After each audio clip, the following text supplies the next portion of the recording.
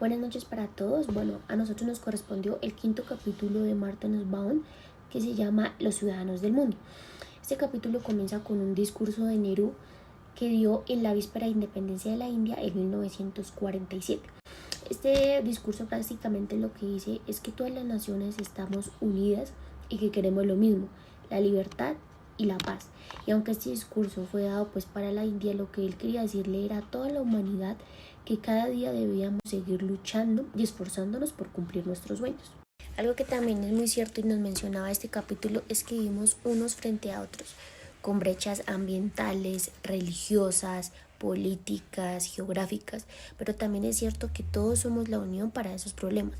Por ejemplo, lo vemos con los asuntos del calentamiento global, con los temas de abuso sexual, con los temas de migratorios, con los temas de las tratas de personas, y también los vemos en cosas positivas como las importaciones y exportaciones, que a pesar de que cada persona se encuentre en un mundo, en un país diferente y con unas distancias extremadamente grandes, estos dependen de todos dependemos de todos, porque lo que nosotros compramos o no puede beneficiar a personas que se encuentran lejos de nuestro país. Este capítulo también Martha Nussbaum nos comenta, nos hace entender que los niños desde pequeños se les debe inculcar el valor de la historia, del respeto y quitar estereotipos, que debemos hacer como instituciones del mundo, enseñarles desde pequeños a que allá afuera, y ahí adentro hay un mundo que está cambiando, que hay que conocer nuestra historia para poder crear un futuro, porque así hace la de 30 años, no sea la misma de ahora. Este ha sido como un proceso que nos ha dejado llegar hasta donde estamos. Entonces ella nos explica que la educación es el pilar más importante, donde al conocer todo este tema de la historia podemos identificar por qué aquí nos podemos comportar de cierta manera y por qué en otros países no podemos hacer lo mismo. Donde a pesar de que existan las diferencias, eso no implica que no podamos unirnos para crear soluciones en diferentes problemáticas, como ya mencionaba anteriormente. Entonces también nos daba el ejemplo de los estereotipos que a veces se crean y relacionaba el Islam con el terrorismo. Y si bien es cierto, algunos de nosotros podemos verlo de esa manera, que vemos que las personas que se visten de negro y se cubren totalmente de negro y sabemos que son de allá, de una nosotros pensamos, en guerra, en terrorismo, masacres, porque eso es lo que nos hace ver, las noticias, porque no muestran nada más. Entonces precisamente eso es lo que ella quiere, lo que Marta nos dice en este capítulo. O sea, invertamos en educación, proporcionemos información verídica, datos verídicos con respeto, para que desde niños podamos tener una visión moderna y asertiva al mundo. Pensemos, por ejemplo, en lo que supone entender el origen de los productos que utilizamos para nuestra vida cotidiana, como las bebidas gaseosas, la ropa, el café o la comida.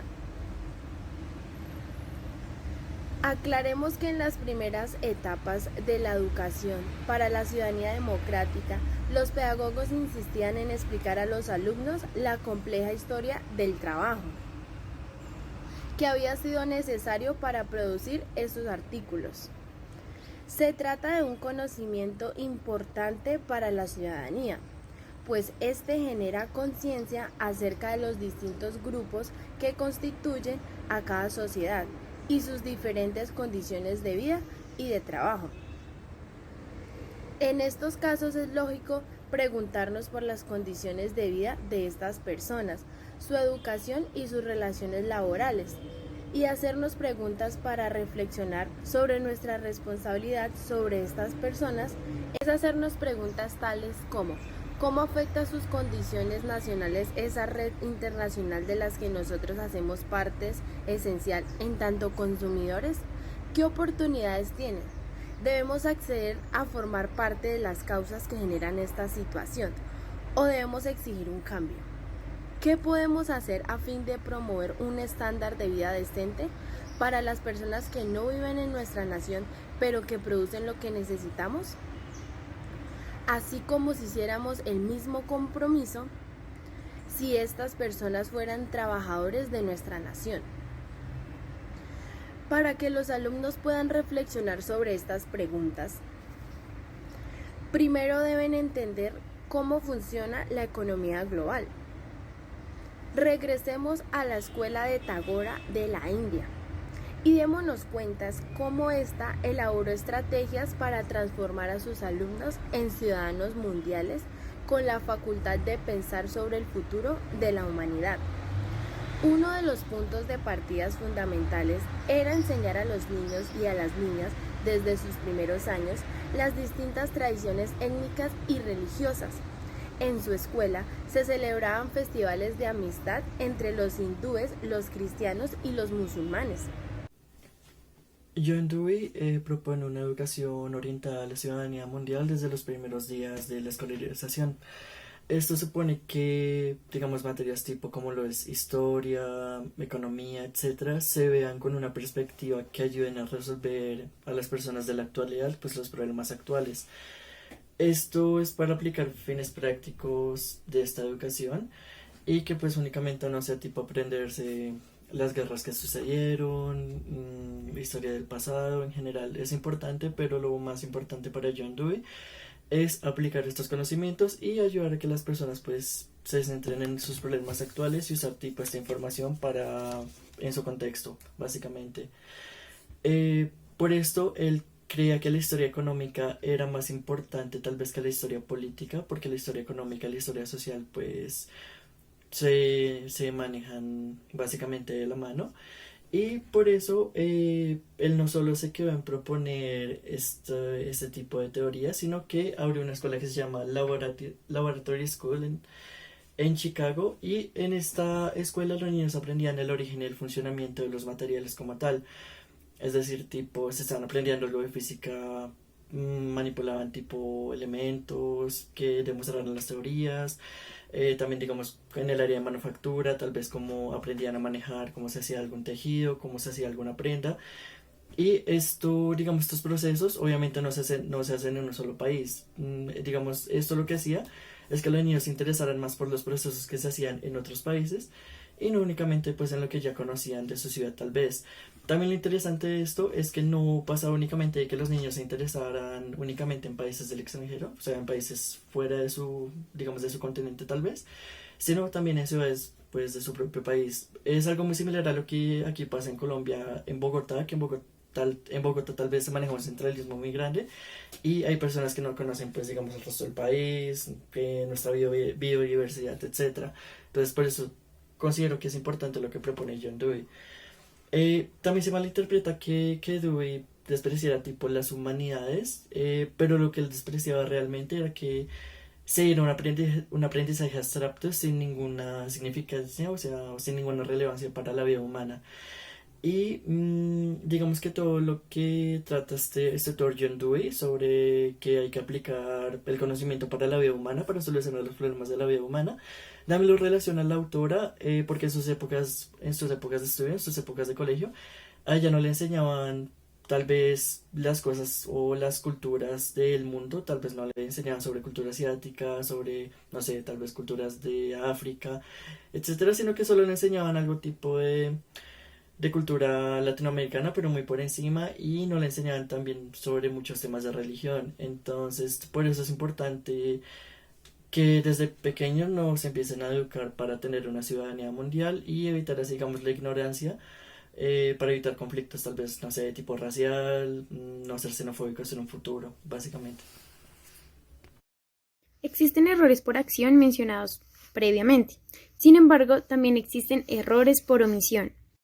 Por ejemplo, en los libros no se menciona que haya algún problema de desigualdad por diferencias de clases, castas o géneros en el caso de la India, cuando es una idea equivocada y sí hay problemas de desigualdad. En este caso podríamos decir que la calidad pedagógica es terrible. ¿Terrible en qué sentido? Terrible en el sentido de que los relatos históricos no se presentan como construcciones a partir de pruebas y evidencias. Por lo tanto, tampoco nos enseñan a seleccionar o evaluar esas pruebas. Más bien, lo que nos enseñan los libros es el aprendizaje memorístico, el cual nos afecta en nuestro pensamiento crítico y nos muestra solo una cara de la moneda. Por esta razón, la historia mundial, la geografía y los diferentes estudios culturales deben ser enseñados a partir del pensamiento crítico, donde lo que busque sea principalmente la promoción del desarrollo humano de la persona. Por este motivo, el modelo de las Naciones Unidas es uno de los principales modelos a seguir para poder lograr este objetivo. Asimismo, existe un programa especial llamado Programa Internacional para la Solución de Problemas Futuros, el cual busca enseñar a los niños a pensar soluciones frente a diversos problemas, utilizando el pensamiento crítico y la investigación, usando a partir de ello la imaginación.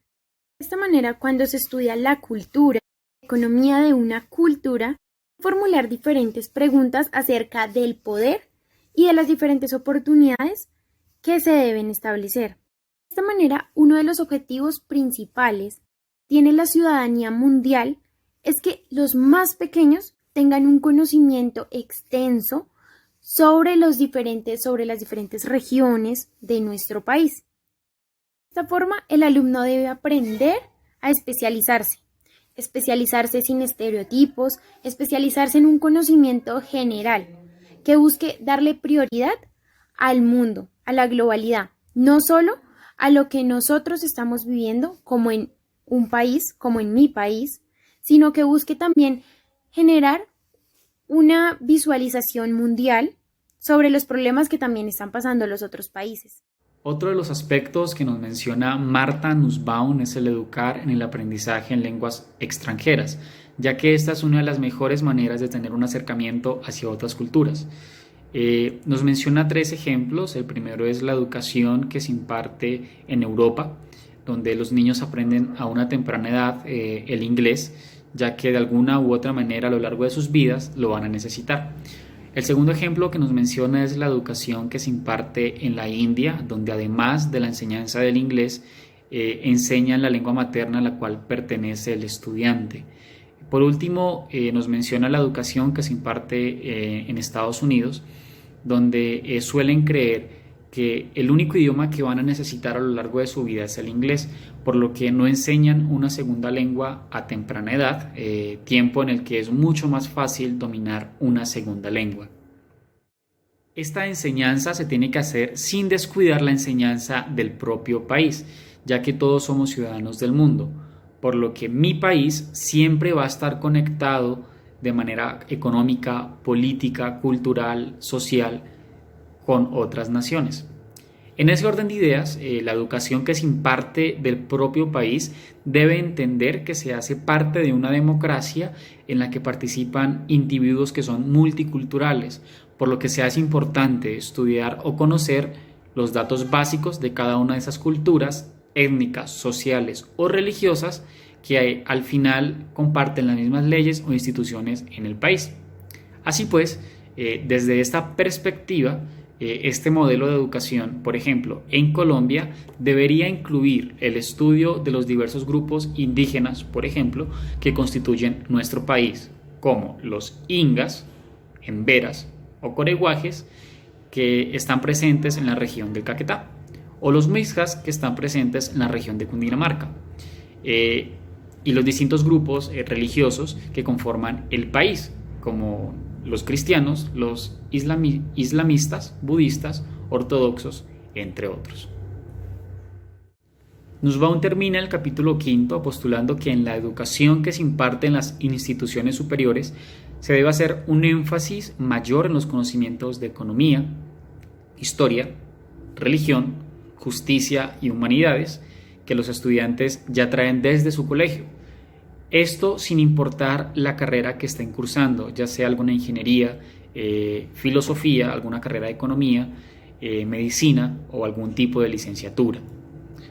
Junto con estos conocimientos, las universidades deben procurar la enseñanza de los métodos que hacen posible la reconstrucción histórica para que los mismos estudiantes tengan las herramientas para que hagan sus propios análisis de la información que reciben, para que no sean simplemente agentes pasivos, sino activos en la formación académica.